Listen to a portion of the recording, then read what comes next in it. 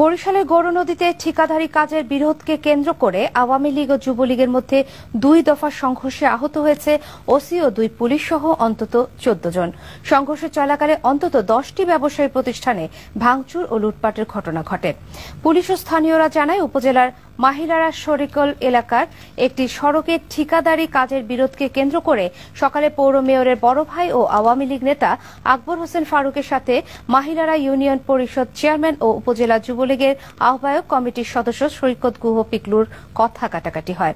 এক পর্যায়ে ফারুক ও তার ব্যবসায়ী পার্টনার দুলালকে মারধর করেন পিকলু ও তার লোকজন। খবর পেয়ে দুপুরে ফারুকের ভাই পৌর মেয়র ও উপজেলা আওয়ামী লীগের সাধারণ সম্পাদক হারিসুর রহমানের নেতৃত্বে তার সমর্থকরা পিকুলের উপর হামলা চালায়। এ সময় ভাঙচুর করা হয় কলেজ ও মসজিদ সহ অন্তত 10টি প্রতিষ্ঠান। আহত হয় ওসি ও 2 পুলিশ সদস্য সহ 12 ব্যবসায়ী। পরিস্থিতি নিয়ন্ত্রণে আনতে বেশ কয়েক রাউন্ড ফাঁকা গুলি ছুড়ে পুলিশ।